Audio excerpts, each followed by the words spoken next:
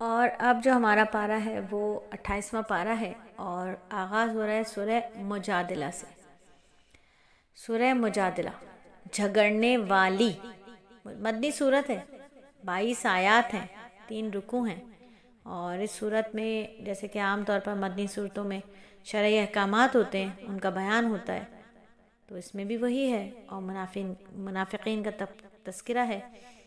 ابتدا میں حضرت خولہ بنت ثعلب رضی اللہ تعالیٰ عنہ کا واقعہ ہے، اس کی طرف اشارہ ہے، جو اپنے شوہر حضرت اوس بن صامت رضی اللہ تعالیٰ عنہ کی شکایت لے کر آئی تھی، جنہوں نے ان سے زہار کر لیا تھا، اور شکایت کا انداز ایسا تھا کہ گویا وہ جھگڑ رہی ہیں، اسی لیے انہیں مجادلہ جھگڑنے والی کہا گیا، اور سورت کا نام بھی اس واقعے کے پس منظر میں ہے۔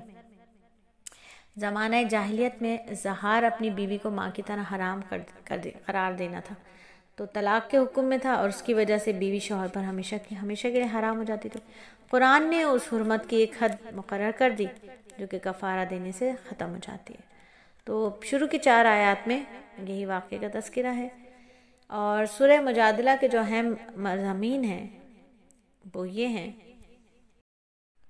تو سورت کی جو اہم مضامین ہیں ان میں ایک یہ بھی ہے کہ یہ سورت جو ہے وہ سرگوشی کا حکم بیان کرتی ہے، یعنی اگر 2 یا زیادہ اشخاص دوسرے لوگوں کے سامنے ایک دوسرے کے کان میں بات چیت شروع کر دیں تو ان کا کیا حکم ہے۔ جہاں تک حدیث کا تعلق ہے تو حدیث مبارکہ کا جو مفہوم ہے اس میں 3 افراد کی صورت میں 2 کی سرگوشی کو آداب مجلس کے خلاف قرار دیا ہے، کیونکہ ایسا کرنے سے تیسرے کے دل میں بدگمانی آ سکتی ہے، اور شاید یہ دونوں میرے بارے میں کوئی خفیہ بات کر رہے ہیں۔ لیکن یہاں جس سرگوشی سے منع کیا گیا وہ یہود کی عادت تھی کہ وہ محض مسلمانوں کو پریشان کرنے کے لیے آپس میں کانا پھوسی کیا کرتے تھے، اور یوں ہی جب یہ نبی صلی اللہ علیہ وآلہ وسلم کو سلام کرتے تھے تو منہ بگاڑ کر السلام علیکم یا ابا القاسم کہا کرتے تھے۔ ان آیات میں اس قبیح حرکت پر ان کو مذمت کی گئی کہ البتہ ایسی سرگوشیوں اور خفیہ مشوروں کی اجازت دی گئی جو نیکی اور تقوی کے بارے میں ہوں، اور اجتماعی آداب میں مجلس کا ادب یہ بھی بیان کیا کہ جب تمہیں مجلس میں وسعت پیدا کرنے کو کہا جائے تو تم مجلس میں وسعت پیدا کر دیا کرو، اور اگر تمہیں مجلس سے اٹھ جانے کو کہا جائے تو اٹھ جایا کرو۔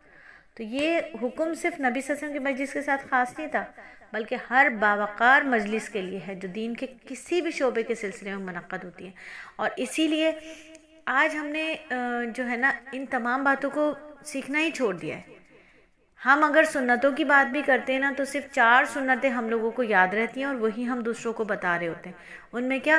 پانی بیٹھ کر پینا ہے، پانی ایسے پینا ہے، پانی پینے کی سنتیں، باتھ روم جانے کی دعا، سنتیں نہیں، باتھ روم جانے کی کتنی سنتیں یہ ہم میں سے کسی کو بھی نہیں معلوم ہوتا، نہ ہم سیکھنا چاہتے۔ کھانا کھانے کی دعا، نہ کھانا کھانے کی ہمیں سنتیں معلوم ہوتی، ٹھیک ہے۔ یہ 3 سنتیں بہت کامن ہیں، اور یہ 3 دعائیں بہت کامن ہیں۔ اس کے علاوہ جو سنتیں اور جو آداب زندگی میں ہونے چاہیے وہ ہمیں نہیں معلوم ہوتے، اسی لیے اللہ رب العزت نے اساتذہ کو فہم عطا فرمایا۔ اللہ کا احسان ہے کہ اس وقت سلیس اکیڈمی سے ایک ایسی 1 سالہ بک بن رہی ہے، 1 سالہ نصاب کی بک بن رہی ہے، جس میں تقریباً 24 گھنٹے میں سے 25 سنتیں اور آداب ہوں گے۔ صرف کھانا کھانے، پانی پینے اور باتھ روم جانے کی سنتیں نہیں ہوں، اس میں تمام سنتیں ہیں جو معاشرت سے منسلک ہیں۔ ہمسائے کے آداب اور سنتیں، ہمسائیگی کے آداب اور سنتیں، رحم کے رشتوں کے ساتھ معاملات، آداب اور سنتیں، معاملات، معاشرت کیسے ہوگی، تو اللہ اس کوشش کو قبول فرمائے۔ تو پھر یہ حکم صرف نبی کی مجلس کے لیے خاص نہیں تھا، بلکہ ہر باوقار مجلس کے لیے ہے جو دین کے کسی بھی شعبے میں منعقد ہو، لیکن یہ کوئی فرض اور واجب نہیں ہے بلکہ صرف مستحب ہے۔ جو شخص پہلے مسجد میں آ جائے یا کسی اور مجلس میں بیٹھا ہو وہ اس جگہ بیٹھنے کا زیادہ حقدار ہوتا ہے، البتہ اگر اسے چاہیے کہ اگر ممکن ہو تو بعد میں آنے والے مسلمان بھائیوں کے لیے وسعت پیدا کرے۔ یہ صورت منافقیوں کا بھی تذکرہ کرتی ہے جو یہود سے دوستی بھی رکھتے تھے اور اپنے مومن ہونے پر قسمیں بھی کھاتے تھے۔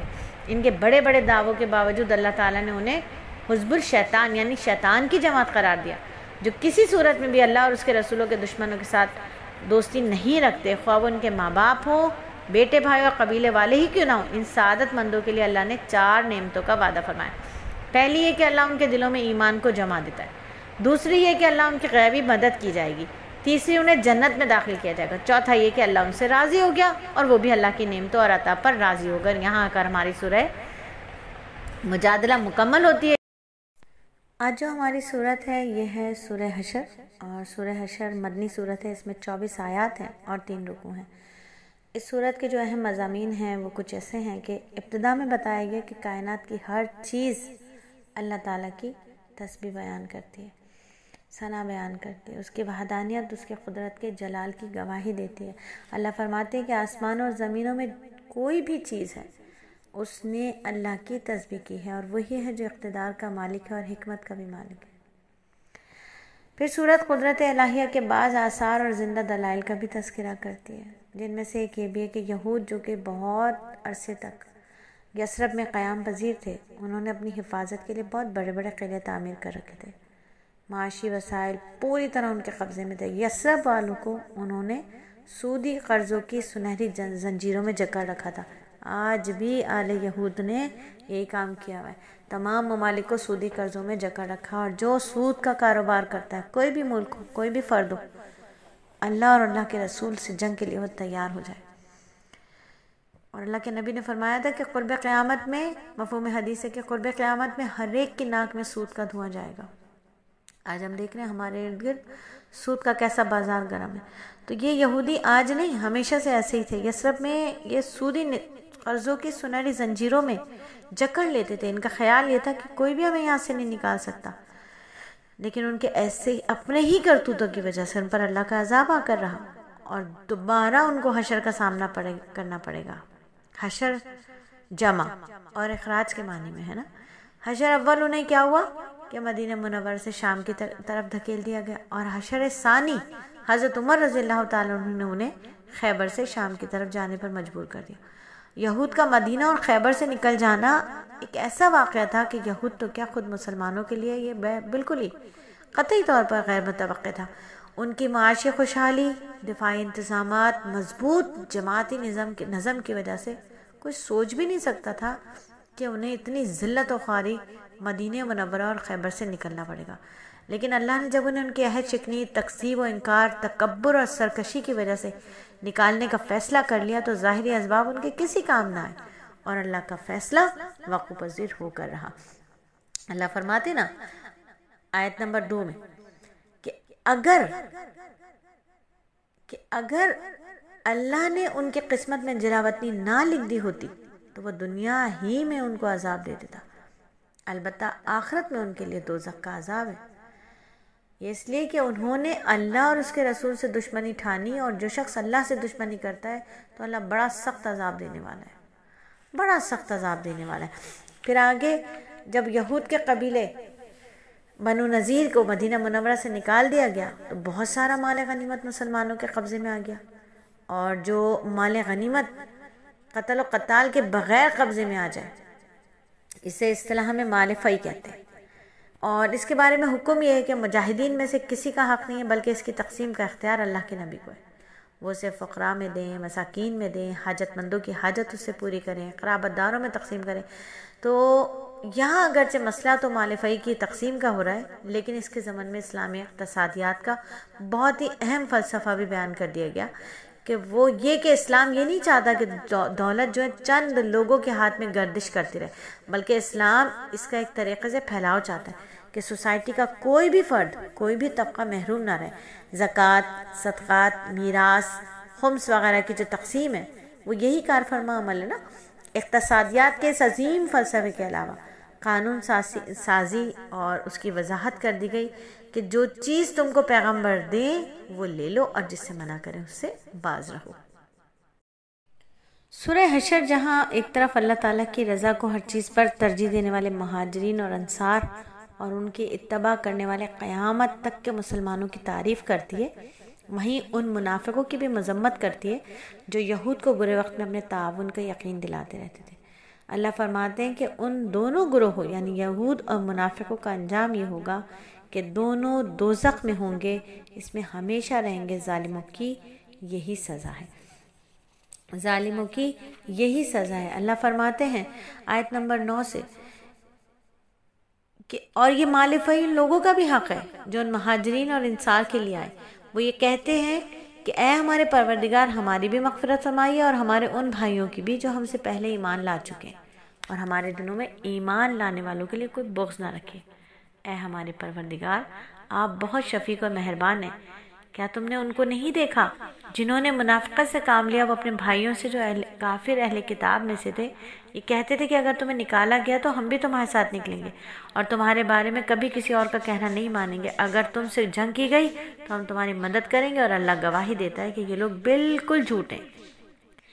یہ لوگ بالکل جھوٹے، اور یہ پکی بات ہے کہ اگر اہل کتاب کو نکالا گیا تو وہ ان کے ساتھ نہیں نکلیں گے۔ یعنی جب منافقین یہودیوں کو یقین دلا رہے تھے کہ ہم تمہاری مدد کریں گے، اس وقت بھی ان کے دل میں ارادہ نہیں تھا، اور آئندہ بھی ایسا کوئی موقع آئے تو یہ لوگ جرأت نہیں کر سکتے کہ کسی جنگ میں کسی کی مدد کریں۔ اور اگر ان سے جنگ کی گئی، اللہ فرماتے ہیں کہ اگر ان سے جنگ کی گئی تو یہ ان کی مدد نہیں کریں گے، اور اگر بالفرض ان کی مدد کی بھی تو پیٹ پھیر کر بھاگ جائیں گے، پھر ان کی کوئی مدد نہیں کرے گا۔ مسلمانوں، حقیقت یہ ہے کہ ان کے دلوں میں تمہاری دہشت اللہ سے زیادہ ہے۔ یہ اس لیے کہ یہ وہ لوگ ہیں جنہیں سمجھ نہیں ہے۔ یہ سب لوگ اکٹھے ہو کر بھی تم سے جنگ نہیں کریں گے، مگر ایسی بستیوں میں جو قلعوں میں محفوظ ہوں، یا پھر دیواروں کے پیچھے چھپ کر۔ ان کی آپس کی مخالفتیں بہت سخت ہیں، تم انہیں اکٹھا سمجھتے ہو، حالانکہ ان کے دل پھٹے ہوئے ہیں، اور یہ اس لیے کہ وہ لوگ ہیں جنہیں عقل نہیں ہے۔ پھر سورہ حشر کے آخری رکوع میں اللہ فرماتے ہیں کہ اے ایمان والو، اللہ سے ڈرو اور ہر شخص یہ دیکھے کہ اس نے کل کے لیے کیا آگے بھیجا ہے، اور اللہ سے ڈرو، یقین رکھو کہ جو کچھ تم کرتے ہو اللہ اس سے پوری طرح باخبر ہے، اور تم ان جیسے نہ ہو جانا جو اللہ کو بھول بیٹھے، تو اللہ نے انہیں خود ہی اپنے آپ سے غافل کر دیا۔ وہی لوگ ہیں جو نافرمان ہیں۔ جنت والے اور دوزخ والے برابر نہیں ہو سکتے۔ جنت والے وہ تو ہیں ہی کامیاب ہیں، اور اگر ہم نے یہ قرآن کسی پہاڑ پر اتارا ہوتا تو تم اسے دیکھتے کہ وہ اللہ کے روب سے جھکا جا رہا ہے اور پھٹا پڑتا ہے، اور ہم یہ مثالیں لوگوں کے سامنے اس لیے بیان کرتے ہیں تاکہ وہ غور و فکر سے کام لے۔ وہ اللہ وہی ہے جس کے سوا کوئی معبود نہیں ہے، اور وہ چھپی اور کھلی ہر بات کو جاننے والا ہے۔ وہی ہے جو سب پر مہربان ہے، بہت مہربان، اور اللہ وہی ہے جس کے سوا کوئی معبود نہیں، جو بادشاہ ہے، تقدس کا مالک ہے، سلامتی دینے والا ہے، امن بخشنے والا ہے، سب کا نگہبان ہے، بڑے اقتدار والا ہے، خرابی کی اصلاح کرنے والا ہے، بڑائی کا مالک ہے۔ پاک ہے اللہ اس شرک سے جو یہ لوگ کر رہے ہیں، اور اللہ وہی ہے جو پیدا کرنے والا ہے، وجود میں لانے والا ہے، صورت بنانے والا ہے۔ اسی کے سب اچھے نام ہیں۔ آسمان اور زمین میں جتنی چیزیں وہ اس کی تسبیح بیان کر دی، وہی ہے جو اقتدار کا بھی مالک ہے اور حکمت کا بھی مالک ہے۔ الحمدللہ سورہ حشر کا ترجمہ بھی مکمل ہوا، مختصر خلاصہ تفسیر بھی مکمل ہوئی۔ بس دعا کرتے ہیں کہ اللہ تعالیٰ اپنے فضل و کرم سے اس خدمت کو قبول فرمائیں، اسے مفید بنا دیں، اور باقی صورتوں کا کام بھی اپنی رضا کامل کے مطابق تکمیل تک پہنچا دیں۔ آمین ثم آمین۔ اور اب جو ہماری صورت ہے یہ ہے سورہ ممتحنہ، اور مدنی صورت ہے۔ اس میں 13 آیات ہیں اور 2 رکوع ہیں۔ اس کا جو ابتدائی حصہ ہے وہ حضرت حاتم بن ابی بلتہ رضی اللہ تعالیٰ عنہ کے بارے میں نازل ہوا ہے۔ یہ صورت صلح حدیبیہ اور فتح مکہ کے درمیانی عرصے میں نازل ہوئی تھی، اور ان دونوں واقعات کی تفصیل ہم الحمدللہ سورہ فتح کے تعارف میں بھی پڑھ چکے ہیں۔ اس صورت کے بنیادی موضوع 2 ہیں۔ ایک یہ کہ صلح حدیبیہ کی شرائط میں جو بات طے ہوئی تھی کہ اگر مکہ مکرمہ سے کوئی شخص مسلمان ہو کر مدینہ آئے گا تو مسلمان اسے واپس بھیجنے کے پابند ہوگے، اور اس کا اطلاق مسلمان ہو کر آنے والی عورتوں پر نہیں ہوگا۔ کوئی عورت مسلمان ہو کر آئے تو نبی صلی اللہ علیہ وسلم اس کا جائزہ لے کر دیکھیں گے کیا واقعی وہ مسلمان ہو کر آئی ہے یا آنے کا مقصد کچھ اور ہے۔ اگر جائزے میں یہ بات ثابت ہو گئی کہ وہ واقعی مسلمان ہو کر آئی ہے تو پھر اسے واپس نہیں بھیجا جائے گا۔ اس صورت میں اگر وہ شادی شدہ ہو اور اس کا شوہر مکے میں رہ رہا ہو، اس کا نکاح اور مہر وغیرہ سے متعلق کیا احکامات ہوں گے وہ بھی اس صورت میں بیان فرمائے گئے، اور جن مسلمانوں کے نکاح میں ابھی تک بت پرست عورتیں تھیں ان کے بارے میں یہ حکم دیا گیا کہ اب وہ ان کے نکاح میں نہیں رہ سکتی۔ اور چونکہ اس صورت میں نبی صلی اللہ علیہ وآلہ وسلم کو عورتوں کا امتحان یا جائزہ لینے کا حکم دیا گیا تھا، اس لیے اس صورت کا نام ممتحنہ یعنی امتحان لینے والی ہے۔ صورت کا جو دوسرا موضوع ہے وہ بالکل مختلف ہے، اور وہ بالکل شروع میں بیان ہوا۔ وہ یہ کہ مسلمانوں کے لیے غیر مسلموں سے کسی بھی قسم کے تعلقات رکھنا جائز ہے اور کس قسم کے تعلقات رکھنا ناجائز ہے۔ چنانچہ سورت کو اس حکم سے شروع فرمایا کہ مسلمانوں کو دشمنوں سے خصوصی دوستی نہیں رکھنی چاہیے۔ ان آیتوں کا نزول کا ایک پس منظر ہے، وہ یہ ہے کہ جیسا کہ ہم نے سورہ فتح کے تعارف میں بھی پڑھا تھا کہ صلح حدیبیہ کے معاہدے کو مکہ مکرمہ کے کافروں نے 2 سال کے اندر اندر ہی توڑ دیا تھا۔ نبی صلی اللہ علیہ وآلہ وسلم نے قریش کے لوگوں پر واضح فرما دیا کہ اب وہ معاہدہ باقی نہیں رہا۔ اس کے بعد آپ نے مکہ مکرمہ کے کفار پر ایک فیصلہ کن حملہ کی تیاری شروع فرما دی، لیکن ساتھ ہی کوشش یہ تھی کہ قریش کے لوگوں کو آپ کی تیاری کا علم نہ ہو۔ اچھا، اسی دوران سارا نامی ایک عورت جو گا بجا کر پیسے کماتی تھی مکہ مکرمہ سے مدینہ منورہ آئی۔ اس نے بتایا کہ وہ مسلمان ہو کر نہیں آئی ہے، بلکہ وہ شدید مفلسی میں مبتلا ہے، کیونکہ جنگ بدر کے بعد قریش مکہ کی عیش و عشرت کی محفلیں ویران ہو گئی تھی۔ اب کوئی اسے گانا بجانے کے لیے نہیں بلاتا، اس لیے مالی امداد حاصل کرنے کے لیے وہ آئی ہے۔ نبی صلی اللہ علیہ وآلہ وسلم نے بنو عبد المطلب کو اس کی مدد کرنے کی ترغیب دی اور اس کو کچھ نقدی اور کچھ کپڑے دے کر رخصت کیا۔ اچھا، دوسری طرف صحابہ اکرام میں حضرت حاتب بن ابی بلتہ رضی اللہ تعالیٰ عنہ ایک ایسے بزرگ تھے جو اصل میں تو یمن کے باشندے تھے اور مکہ مکرمہ آ کر بس گئے تھے۔ مکہ مکرمہ میں ان کا قبیلہ نہیں تھا، وہ خود تو ہجرت کر کے مدینے آ گئے، لیکن ان کے اہل و عیال جو تھے وہ مکہ مکرمہ میں ہی رہ گئے، جن کے بارے میں انہیں خطرہ تھا کہ کہیں قریش کے لوگ ان پر ظلم نہ کریں۔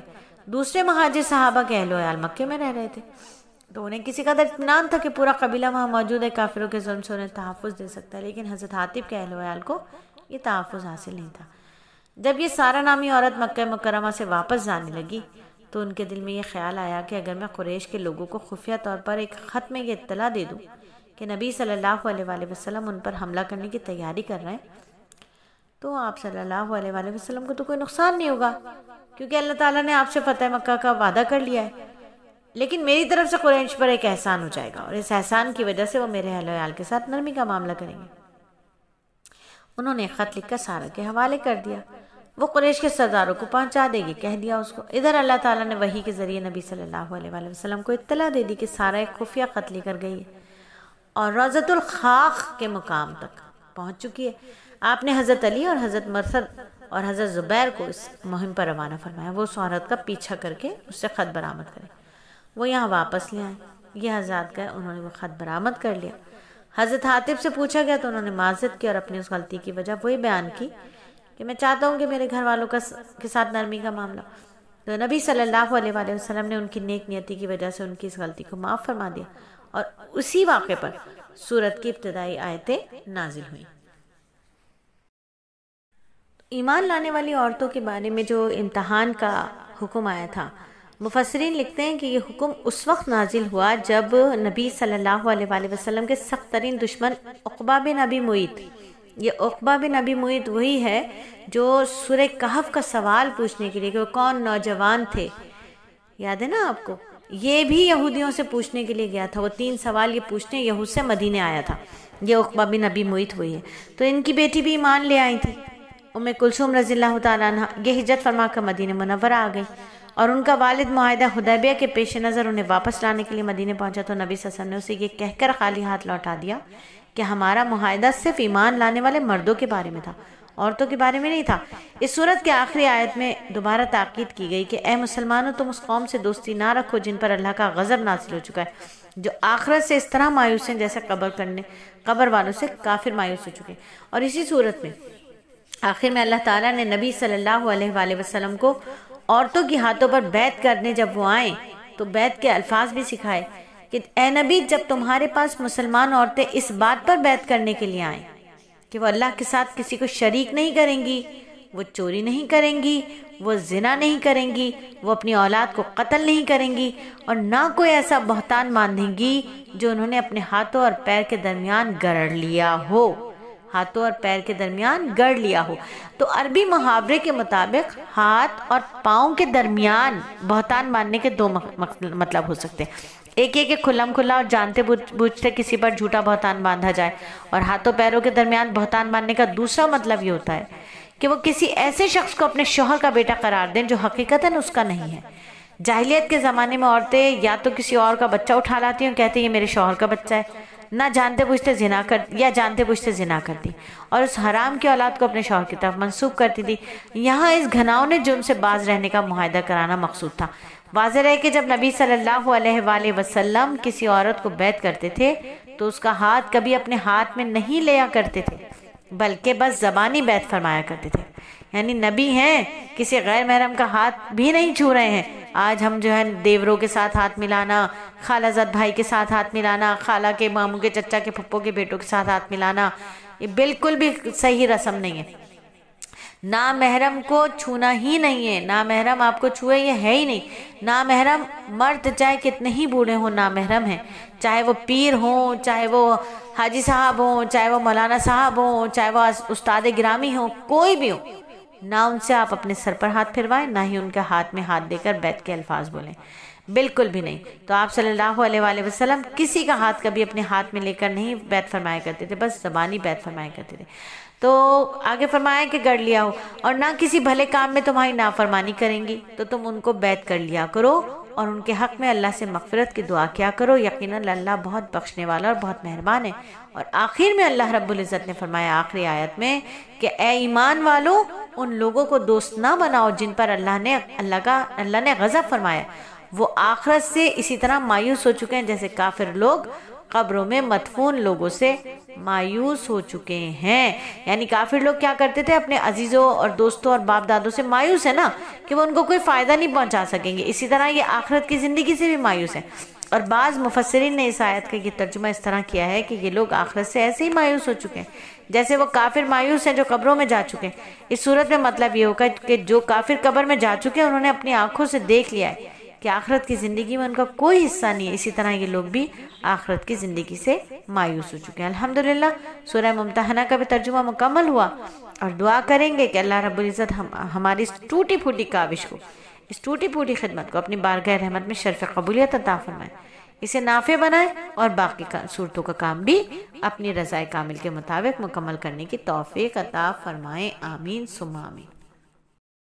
اور اب جو ہماری صورت ہے یہ ہے سورہ صف، اور یہ مدنی صورت ہے، اس میں 14 آیات ہیں اور 2 رکوع ہیں، اور اس صورت کا موضوع جو ہے وہ جہاد اور قتال ہے۔ یہ صورت مدینہ منورہ میں اس وقت نازل ہوئی تھی جب منافقین آس پاس کے یہودیوں کے ساتھ مل کر مسلمانوں کے خلاف طرح طرح کی سازشیں کر رہے تھے۔ اس صورت میں نبی صلی اللہ علیہ وآلہ وسلم کے یہودیوں کا یہ کردار خاص طور پر ذکر فرمایا گیا۔ اس صورت میں بنی اسرائیل کے یہودیوں کا یہ کردار خاص طور پر ذکر فرمایا گیا کہ انہوں نے خود اپنے پیغمبر حضرت موسیٰ علیہ السلام کو طرح طرح سے تکلیفیں پہنچائی تھی، جس کے نتیجے میں ان کے مزاج میں ٹیڑھ پیدا ہو گئی۔ جب حضرت عیسیٰ علیہ السلام تشریف لائے تو انہوں نے ان کی نبوت سے بھی انکار کیا، اور انہوں نے نبی صلی اللہ علیہ وآلہ وسلم کی تشریف آوری کی جو بشارتیں دی گئی تھیں ان پر بھی کان نہیں دھرا۔ تو نبی صلی اللہ علیہ وآلہ وسلم تشریف لائے تو انہوں نے نہ صرف یہ کہ آپ کی نبوت پر انکار کر دیا لانے سے ایمان، بلکہ آپ کے خلاف سازشیں شروع کر دی۔ بنی اسرائیل کے اس کردار کو واضح کرنے کے ساتھ ساتھ اس صورت میں مخلص مسلمانوں کو یہ خوشخبری دی گئی کہ اگر انہوں نے نبی صلی اللہ علیہ وآلہ وسلم کی ٹھیک ٹھیک پیروی کی اور وہ کام کیے جن کا اللہ تعالیٰ نے اس صورت میں خاص طور پر حکم دیا ہے، ان میں جہاد خصوصی اہمیت رکھتا ہے، تو اللہ تعالیٰ ان کو عنقریب فتح و نصرت عطا فرمائیں گے، جن کے نتیجے میں منافقین اور یہودیوں کی ساری سازشیں خاک میں مل جائیں گی۔ اور اسی سیاق میں سورت کی 4 آیت میں اللہ تعالیٰ نے ان مسلمانوں کی تعریف فرمائی جو اللہ تعالیٰ کے راستے میں صف بنا کر جہاد کرتے ہیں، اور اسی مناسبت سے سورت کا نام سورہ صف ہے۔ تو مسلمانوں، یہ سورت خوشخبری سناتی ہے کہ دین اسلام تمام ادیان پر غالب آ کر رہے گا۔ حجت اور دلیل کے میدان میں تو اسے اول روز سے غلبہ حاصل ہے۔ ہاں، مادی، سیاسی، ظاہری اعتبار سے بھی وہ دن دور نہیں ہے جب اسلام پوری دنیا پر غالب ضرور آئے گا۔ پھر یہ مسلمانوں کو ایک ایسی تجارت کی دعوت دیتی ہے جس میں خسارے کا کوئی امکان ہی نہیں ہے، کیونکہ اس تجارت کا دوسرا فریق وہ اللہ ہے جس کے ساتھ معاملات کرنے والا کبھی نقصان میں نہیں رہتا۔ وہ تجارت ہے اللہ اور رسول اللہ پر ایمان، اللہ کی رضا کے لیے جان مال کے ساتھ جہاد۔ اس کا متوقف نفع ہے۔ کون سا نفع ہے؟ گناہوں سے مغفرت ہے، جنت میں داخلہ ہے، اللہ کی مدد ہے، دنیا کفر پر غلبہ ہے۔ کاش کاش کاش یہ جو مادہ پرست مسلمان ہو گئے نا، تجارت، دنیاوی نفع نقصان میں ڈوبے ہوئے مسلمان، وہ بھی یہ تجارت کر کے دیکھ لیں تاکہ ان کی ذلت عزت میں، مغلوبیت غلبے میں بدل جائے۔ اور سورت کے اختتام پر اہل ایمان سے کہا گیا کہ تم اللہ کے دین کی دعوت اور مدد کے لیے ایسے ہی کھڑے ہو جاؤ جیسے حواری اپنے نبی حضرت عیسیٰ علیہ السلام کے ساتھ اٹھ کھڑے ہوئے تھے۔ تو پھر آپ دیکھ رہے ہیں نا کہ سورت کی ابتدا میں خالی خلی باتیں کرنے اور نعرے لگانے سے منع کیا گیا، اور اختتام پر دین الہی کی نصرت کے لیے کمر بستہ ہونے اور کچھ کر کے دکھانے کا حکم دیا گیا۔ یوں دیکھیں تو پھر پوری سورت ابتدا سے انتہا تک پوری مناسبت رکھتی ہے، اور الحمدللہ اتنی ہی خوبصورت مناسبت کے ساتھ کی سورت تکمیل کو پہنچتی ہے، اختتام ہوتا ہے۔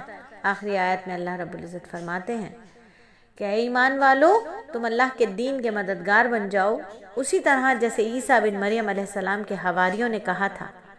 حواری حضرت عیسیٰ کے ساتھیوں کو کہتے تھے، جیسے ہمارے نبی کے ساتھیوں کو صحابہ کہتے ہیں، ایسے حضرت عیسیٰ کے ساتھیوں کو حواری کہا جاتا ہے۔ تو انہوں نے کہا تھا وہ کون ہے جو اللہ کے واسطے میرا مددگار بنے؟ حواریوں نے کہا ہم اللہ کے دین کے مددگار ہیں۔ پھر بنی اسرائیل کا ایک گروہ ایمان لے آیا اور ایک گروہ نے کفر اختیار کیا، چنانچہ جو لوگ ایمان لائے تھے ہم نے ان کے دشمنوں کے خلاف ان کی مدد کی، نتیجہ یہ ہوا کہ وہ غالب آئے۔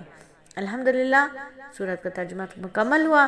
اللہ تعالیٰ اس ٹوٹی پھوٹی کاوش کو اپنی بارگاہ رحمت میں قبول فرمائے، اسے نافع بنائے اور باقی صورتوں کو بھی اپنی رضا کامل کے مطابق تکمیل کی توفیق عطا فرمائے، آمین ثم آمین۔ اور اب جو ہماری صورت ہے یہ ہے سورہ جمعہ، مدنی صورت ہے، 11 آیات ہیں، 2 رکوع ہیں۔ صورت کا محور کیا ہے؟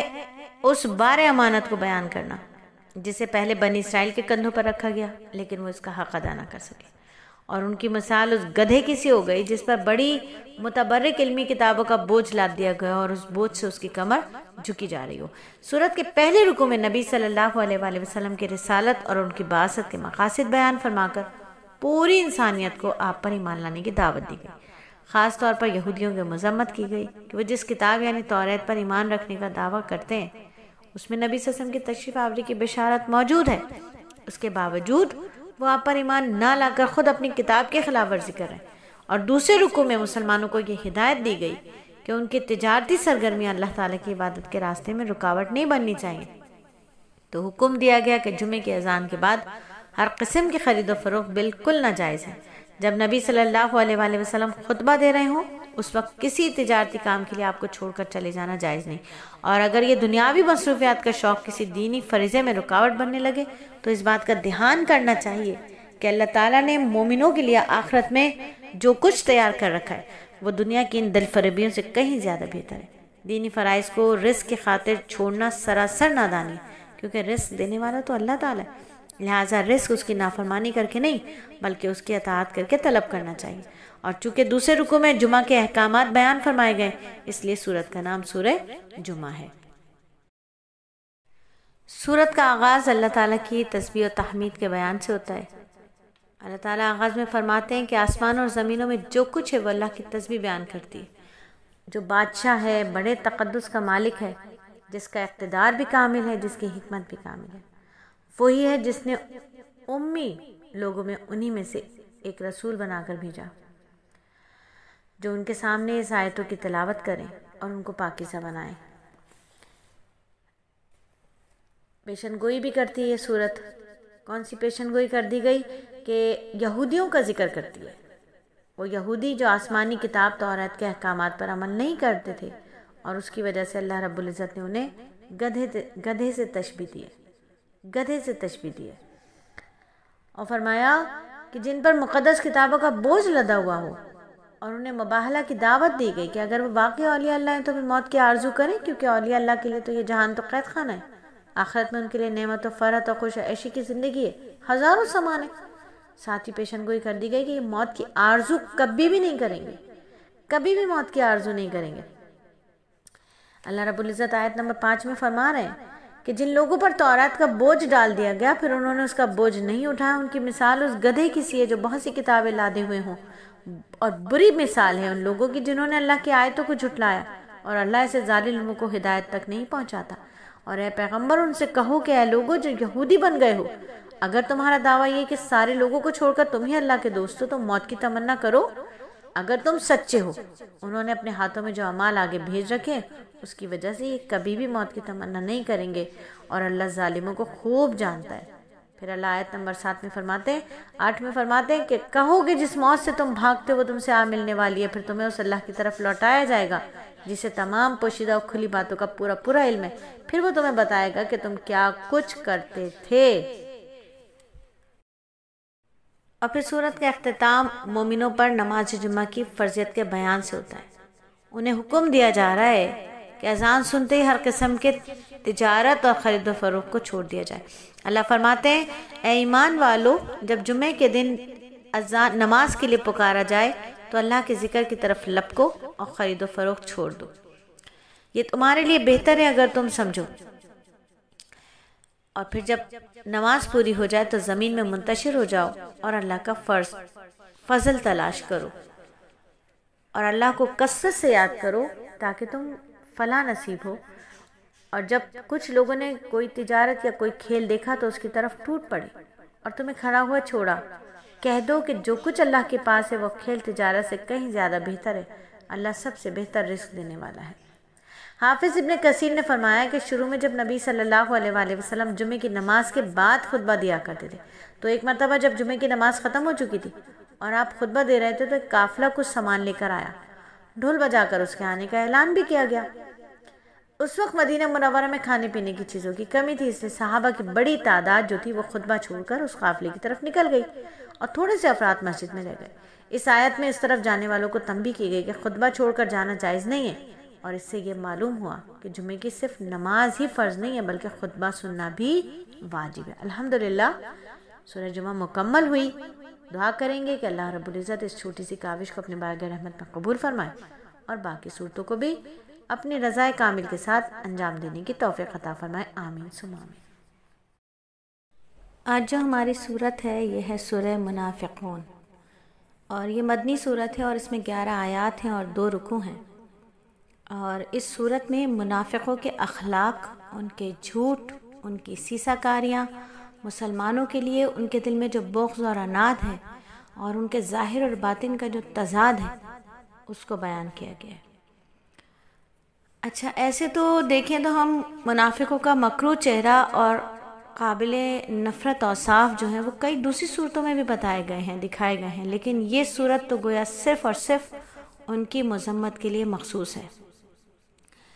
اور صورت کی ابتدا میں منافقین کی صفات کے بیان ہیں۔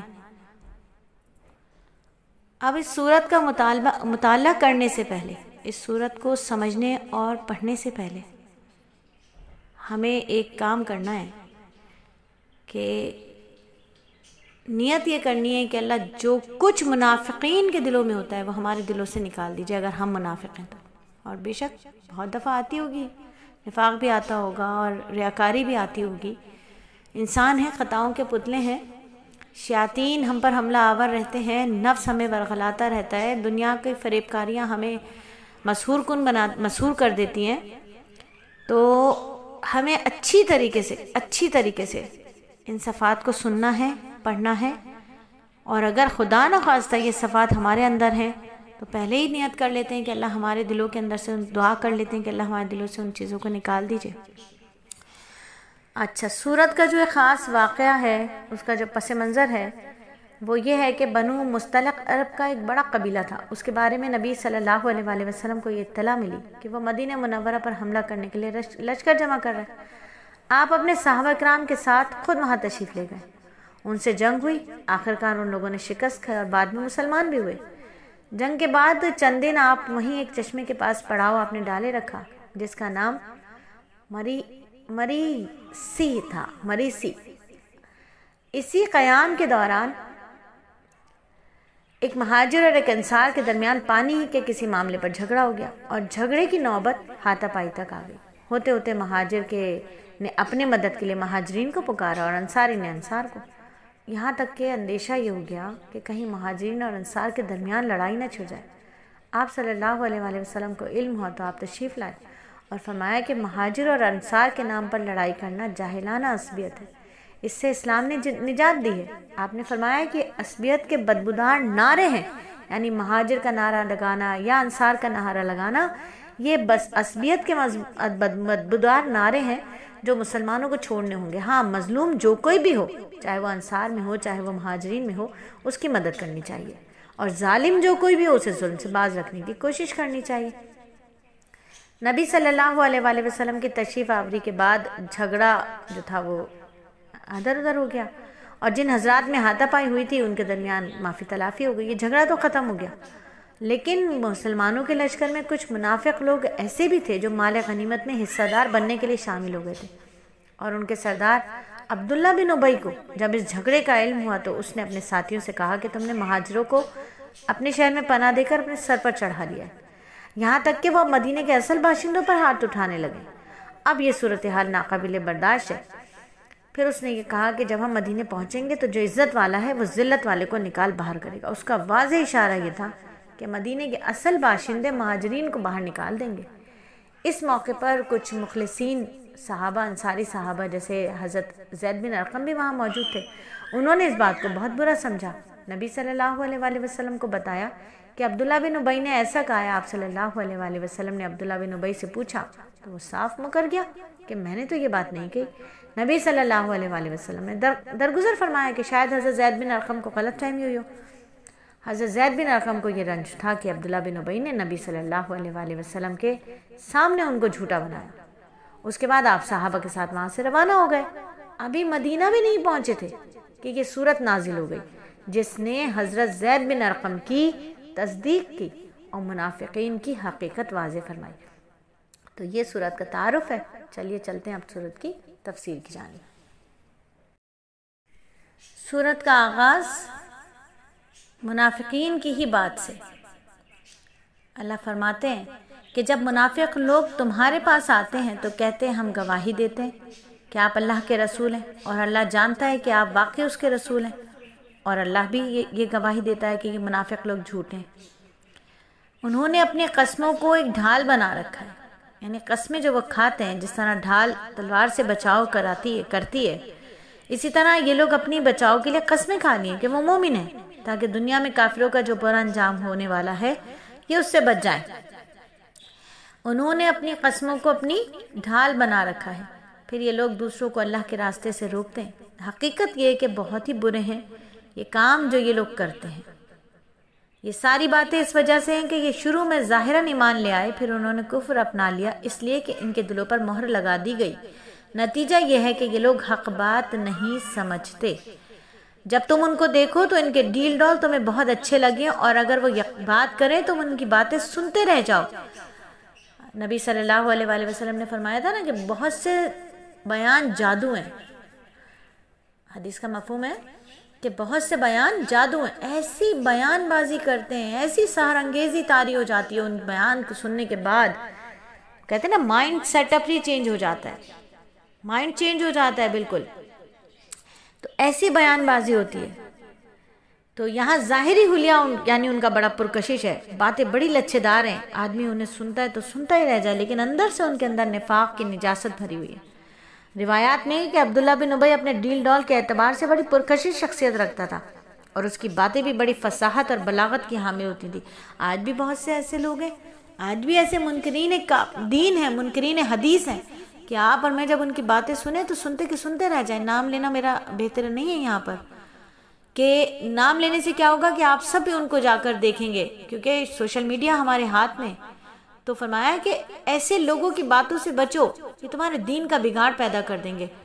اور اسی لیے آج آپ کو ایک پوسٹ شیئر کی جا رہی ہے جو ہمارے بہت بڑے استاذ ہیں، مفتی اویس پراچا، بہت پیارے ہیں، ایج میں مجھ سے بھی بہت کم ہیں، ذاتی طور پر ان کو جانتی ہوں، ان کی امی، ان کی ساس، ان کی نانی، ان کی خالہ، ان کی بیگم، ماشاءاللہ تمام کی تمام الحمدللہ مجھے سعادت حاصل رہی کہ انہوں نے کچھ نہ کچھ ان کی تمام فیملی کی خواتین نے، جن میں آج بھی ان کی پھپھیاں، چچیاں، خالائیں، ساس، امی، نانی آج بھی حلقات سے جڑی ہوئی ہیں۔ یہ مجھے سعادت حاصل ہے کہ مفتی اویس جیسے بڑے ہستی کے تمام گھر کی خواتین الحمدللہ اس عاجزہ کے مدرسے میں پڑھتی ہیں اور سیکھنے اور سکھانے کے حلقات سے جڑتی ہیں۔ ان سے ہم بہت کچھ سیکھتے ہیں اور وہ ہم سے بہت کچھ سیکھتی ہیں۔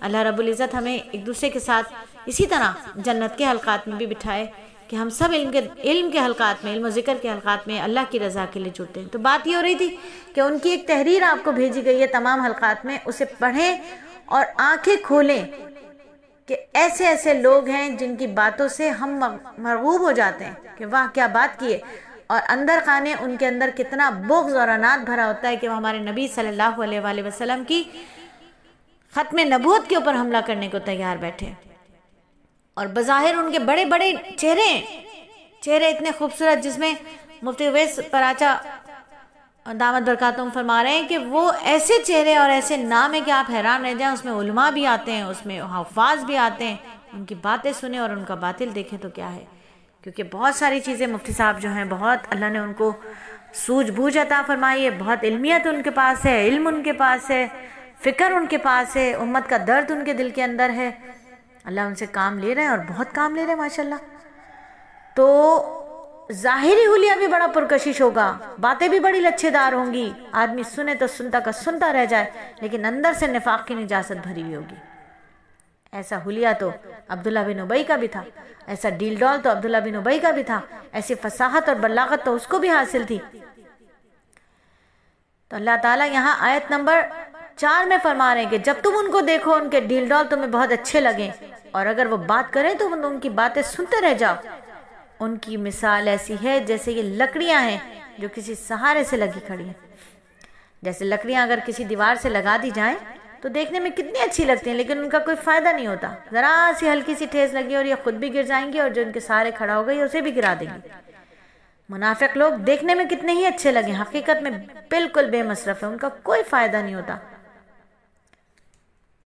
اب جو ہماری صورت ہے یہ ہے سورۃ تغابن، مدنی صورت ہے، اور اس میں 18 آیات ہیں اور 2 رکوع ہیں، اور یہ صورت اگرچہ کہ مدنی ہے لیکن اس پر آپ کو اور مجھے مکی صورتوں کا رنگ غالب نظر آتا ہے۔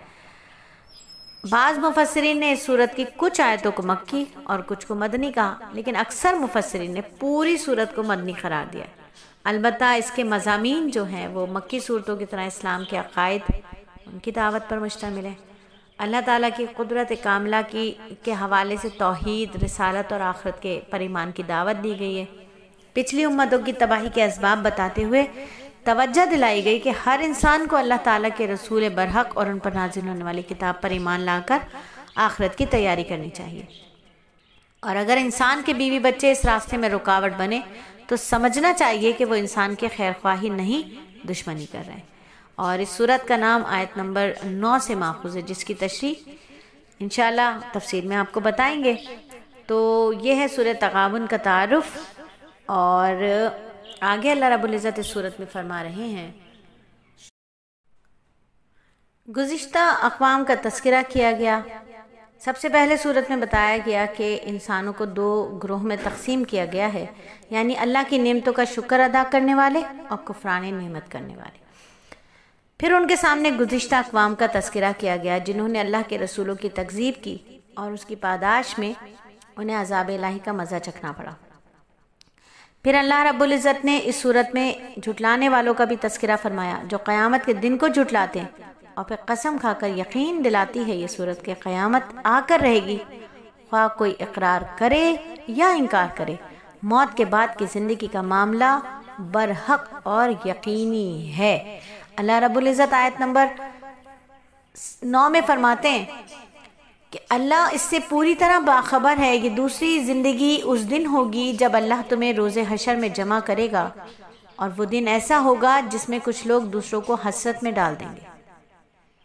جو شخص ایمان لایا اللہ پر، جو ایمان لایا ہوگا اللہ پر اور اس نے نیک عمل کیے ہوں گے، اللہ اس کے گناہوں کو معاف کر دے گا اور اس کو ایسے باغات میں داخل کرے گا جن کے نیچے نہریں بہتی ہوں گی اور جن میں وہ ہمیشہ ہمیشہ رہیں گے۔ یہ بڑی کامیابی ہے، اور دعا کریں گے کہ اللہ رب العزت ہمیں بھی ان باغات میں جگہ عطا فرمائیے گا۔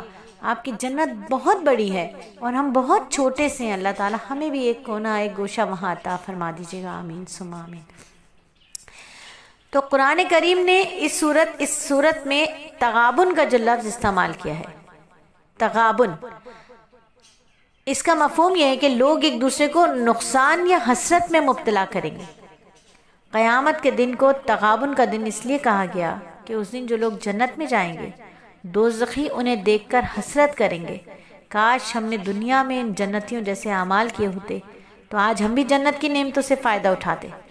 حضرت شاہ عبد القادر رحمۃ اللہ علیہ نے اس کا ترجمہ ہار جیت کا دن کیا ہے، جو مفہوم کو اختصار کے ساتھ واضح کر دیتا ہے، یعنی ہار جیت کا دن ہوگا، کوئی جیت جائے گا اور کوئی ہار جائے گا۔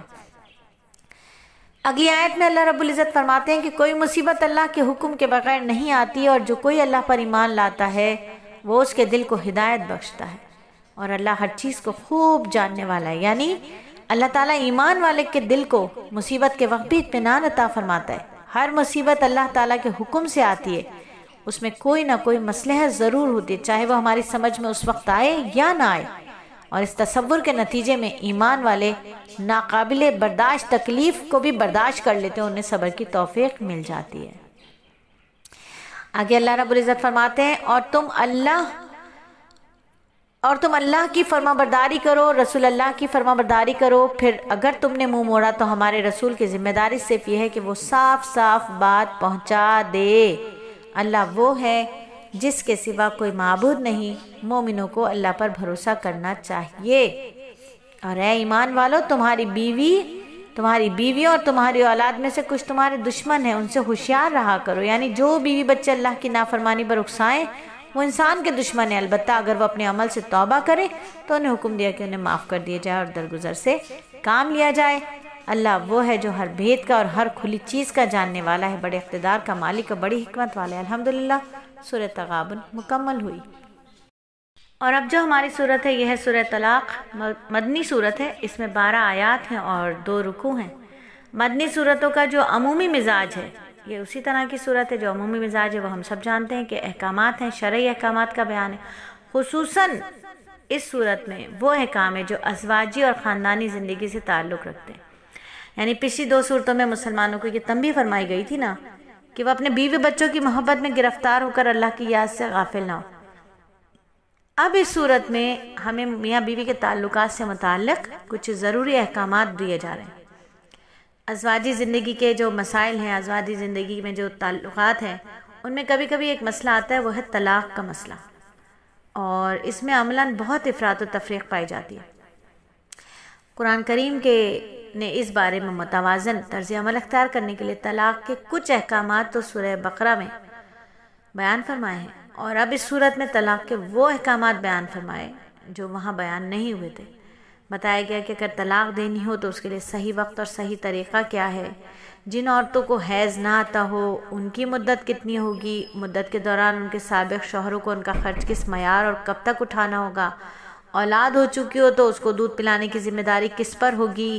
اس قسم کے احکامات بیان فرماتے ہوئے بار بار اس بات پر زور دیا گیا کہ ہر مرد اور عورت کو اللہ تعالیٰ سے ڈرتے ہوئے اپنے فرائض ادا کرنے چاہیے، اور کیونکہ میاں بیوی کا تعلق ایسا ہے کہ ان کی ہر شکایت کا علاج اور ہر شکایت کا ازالہ عدالتوں سے نہیں ہو سکتا۔ ایک متوازن خاندانی نظام اس وقت تک قائم نہیں ہوگا جب تک ہر فریق اللہ تعالیٰ کے سامنے جواب دہی کا احساس کرتے ہوئے اپنے فرائض انجام نہیں دے گا، اور جو لوگ ایسا کرتے ہیں انہی کو دنیا اور آخرت کی کامیابیاں ملتی ہیں۔ تو سورہ طلاق جو ہے وہ طریقہ بتاتی ہے، شرعی طریقہ بتاتی ہے، مسلمانوں کو حکم دیتی ہے کہ اگر ازواجی زندگی کو برقرار رکھنا مشکل ہو جائے اور طلاق کے علاوہ کوئی دوسرا راستہ باقی نہ بچے تو بیوی کو ایک طلاق رجعی دے کر چھوڑ دیں۔ یہ طلاق ایسے طہر میں ہونی چاہیے جب بیوی کے ساتھ جماع نہ کیا ہو۔ طلاق دینے کے بعد اسے عدت ختم ہونے تک چھوڑ دیں، اسے طلاق ثانی کہا جاتا ہے۔ طلاق کی جو یہ احکامات ہیں، اگر خدا نخواستہ آپ کے ارد گرد کہیں طلاق کا واقعہ رونما ہو جائے تو قریبی دارالفتہ جانا پڑے گا، کیونکہ یہ بہت باریک بین معاملہ ہے۔ طلاق کی وجہ سے خاندانوں میں جو دراڑیں پڑ جاتی ہیں، بہت دراڑیں پڑ جاتی ہیں، جبکہ اسلام خاندانی نظام کے استحکام پر زور دیتا ہے، خاندانی نظام کے استحکام پر زور دیتا ہے اسلام۔ تو یہ ہے سورہ طلاق کا تعارف۔ چلتے ہیں آگے۔ سورت کی ابتدا طلاق کا شرعی طریقہ بتایا گیا اور مسلمانوں کو حکم دیا گیا کہ اگر ازدواجی زندگی کو برقرار رکھنا مشکل ہو جائے اور طلاق کے علاوہ کوئی دوسرا راستہ باقی نہ رہے تو بیوی کو ایک طلاق دے، رجے دے کر اسے چھوڑ دے، اور یہ طلاق ایسے طہر میں ہونی چاہیے جس میں بیوی کے ساتھ جمع نہ کیا ہو۔ طلاق دینے کے بعد اسے عدم ختم ہونے تک چھوڑ دیں، اسے طلاق ثنی کہا جاتا ہے۔ یہ قید و شرائط اس بات کی نشاندہی کرتی ہیں کہ اللہ کی نظر میں طلاق انتہائی قابل نفرت عمل ہے، اور اگر بعض استثنائی صورتوں کا معاملہ درپیش نہ ہوتا تو شریعت میں طلاق کی اجازت کبھی بھی نہ دی جاتی، کیونکہ طلاق کی وجہ سے خاندان کی بنیادوں میں دراڑیں پڑ جاتی ہیں، جبکہ اسلام خاندانی نظام کے استحکام پر زور دیتا ہے۔ اور اس کے بعد سورہ طلاق وضاحت کے ساتھ مختلف قسم کی متعلقہ عورتوں کی عدت بتاتی ہے، یعنی یائس ایسی عورت جسے حیض نہ آتا ہو، ایسی بوڑھی عورت جسے حیض نہ آتا ہو اسے طلاق ہو، صغیرہ وہ بچی جس کا نکاح بالغ ہونے سے ہی پہلے کر دیا گیا ہو، اور حاملہ جسے حالت حمل میں طلاق ہو جائے۔ عدت کے علاوہ نفقہ اور سکنہ کے احکام بھی یہاں ذکر کیے گئے، اور ان شرعی احکامات کو بیان کرتے ہوئے درمیان میں 4 بار تقوی کا ذکر آیا۔ جب پہلے فرمایا اللہ سے ڈرو جو کہ تمہارا رب ہے، دوسری بار فرمایا اور جو اللہ سے ڈرے گا اللہ اس کے لیے مشکلات سے نکلنے کا راستہ پیدا کر دے گا، تیسری مرتبہ فرمایا اور جو اللہ سے ڈرے گا اللہ اس کے کام میں سہولت پیدا کر دے گا، چوتھی بار فرمایا اور جو اللہ سے ڈرے گا وہ اس سے گناہ دور کر دے گا اور اسے اجر عظیم عطا فرمائے گا۔ تو اس سے اندازہ ہوتا ہے کہ اللہ کے ہاں تقوی کی کیا اہمیت ہے۔ دعا کریں گے اللہ رب العزت ہم سب کو، مجھ پڑھنے والی عاجزہ کو بھی اور تمام سننے والی بہنوں کو بھی تقوی کے اعلیٰ درجات عطا فرما دے، ہمیں محشر کے میدان میں متقین کا ساتھ عطا فرما دے۔ تو تقوی کی اللہ کے یہاں بہت اہمیت ہے۔ یہ کہ قرآن کا اسلوب دوسری کتابوں سے بھی قدرے مختلف ہے، یہ قانون کی خشک کتاب نہیں ہے، بلکہ اس میں قانون پر آمادہ کرنے والی ترغیبات اور ترہیبات بھی کثرت کے ساتھ ہیں، اور سورت کے اختتام پر اللہ کے مقرر کردہ اور نازل کردہ احکام کی پامالی اور مخالفت سے سختی سے منع کیا گیا، اور عبرت کے لیے امتوں کا ذکر کیا گیا جنہوں نے سرکشی اختیار کی، وہ عبرتناک عذاب اور سزاؤں کی مستحق ہو گئی۔ آخری آیت میں ارض و سما کی تخلیق میں قدرت الہیہ کی طرف اشارہ کیا گیا، اور یہاں آ کر ہماری سورہ طلاق مکمل ہوتی ہے۔ اللہ رب العزت ہمارے اس کام کو، ٹوٹی پھوٹی کاوش کو اپنی بارگاہ رحمت میں قبول فرما کر اسے نافع بنا دے، اور باقی صورتوں کا ترجمہ بھی تشریح کے ساتھ اپنی رضائے کامل کے مطابق مکمل کرنے کی توفیق عطا فرما دے، آمین ثم آمین۔ اور اب جو ہماری صورت ہے وہ ہے سورہ تحریم، اور یہ بھی مدنی صورت ہے، اس میں 12 آیات ہیں اور 2 رکوع ہیں۔ اس صورت میں جو احکام مذکور ہیں ان کا زیادہ تر تعلق جو ہے وہ بیت نبوت امہات المومنین اور ازواج مطہرات کے ساتھ ہے۔ یہ میاں بیوی کو آپس میں اور اپنی اولاد کے ساتھ کس طرح معتدل اور متوازن رویہ اختیار کرنا چاہیے۔ ایک طرف ان سے معقول حدود میں محبت بھی دین کا تقاضا ہے، اور دوسری طرف ان کی نگرانی بھی ضروری ہے، وہ اللہ تعالیٰ کے احکامات سے انحراف نہ کریں۔ اور اسی سلسلے میں ایک واقعہ خود نبی صلی اللہ علیہ وآلہ وسلم کے پاس ساتھ پیش آیا کہ کچھ ازواج مطہرات نے خوشنودی کی خاطر کچھ ازواج مطہرات کی خوشنودی کی خاطر آپ نے قسم کھا لی تھی کہ میں آئندہ شہد نہیں پیوں گا، جس کی تفصیل ہمیں آیت نمبر 1 میں ہی آ جاتی ہے۔ تو اللہ تعالیٰ نے آپ سے یہ فرمایا کہ جو چیز اللہ تعالیٰ نے آپ کے لیے حرام کی اسے آپ اپنے اوپر حرام کیوں کرتے ہیں؟ جو چیز اللہ تعالیٰ نے آپ کے لیے حلال کی اسے آپ اپنے اوپر کیوں حرام کرتے ہیں؟ اسی لیے سورت کا نام سورہ تحریم ہے، جس کے معنی ہے حرام کرنا۔ تو اے نبی، جو چیز اللہ نے تمہارے لیے حلال کی ہے تم اپنی بیویوں کی خوشنودی حاصل کرنے کے لیے اسے کیوں حرام کرتے ہو؟ اور اللہ بہت بخشنے والا بہت مہربان ہے۔ تو نبی صلی اللہ علیہ وآلہ وسلم کا معمول تھا کہ عصر کے بعد اپنی تمام ازواج مطہرات کے پاس تھوڑی دیر کے لیے تشریف لے جایا کرتے، اور اسی معمول کے مطابق آپ جب حضرت زینب رضی اللہ تعالیٰ عنہ کے گھر تشریف لے گئے تو انہوں نے آپ کو شہد پیش کیا جو آپ نے پیا۔ اس کے بعد آپ اما عائشہ اور حضرت اما حفصہ کے پاس تشریف لے گئے۔ دونوں نے پوچھا کہ آپ نے مغافیر کھایا ہے؟ مغافیر ایک گھاس کا نام ہے جس میں کچھ بو ہوتی ہے۔ آپ نے نفی میں جواب دیا۔ انہوں نے پوچھا آپ کے منہ میں یہ بو کیسی ہے؟ آپ کو اس سے شبہ ہوا کہ شاید جو شہد میں نے پیا اس کی مکھی نے مغافیر کا چوسا ہوگا پھول، اور چونکہ آپ کو اپنے مبارک منہ سے کوئی ناگوار بو محسوس کرنا انتہائی ناپسند تھا، اس لیے آپ نے اس وقت ایک قسم کھا لی کہ میں آئندہ شہد نہیں پیوں گا۔ اس پر یہ آیت نازل ہوئی کہ نبی صلی اللہ علیہ وآلہ وسلم نے شہد نہ پینے کی جو قسم کھائی اس پر اس آیت میں ہدایت دی گئی کہ آپ وہ قسم توڑ دیں اور کفارہ ادا کر دیں۔ چنانچہ ایک حدیث میں بھی ذکر فرمایا گیا کہ اگر کوئی شخص کوئی نامناسب قسم کھا لے تو اسے قسم توڑ کر کفارہ ادا کر دینا چاہیے۔ کفارہ وہی ہے جو سورہ مائدہ میں بھی بیان ہوا تھا، اور انشاءاللہ آپ کہیں گے کہ باجی ہمیں تو نہیں پتا کون سا سورہ مائدہ میں بیان ہوا تھا، تو آپ کو یاد دلاتے چلیں کہ سلیس آپ کو انشاءاللہ تعالیٰ ایک ایسے حلقے میں لے جا رہا ہے ماہ شوال سے، جہاں ہوگی آپ سے صرف اور صرف ایک آیت ترجمہ اور تفسیر کے ساتھ روزانہ۔ صرف آپ کے مانگیں گے ہم آپ سے صرف اور صرف 10 منٹ۔ تو یہ آپ نے تو قسم کھا لی کہ میں اب شہد نہیں پیوں گا، اور اللہ تعالیٰ نے اس بات پر آپ کو یہ آیات بھی اتار دی۔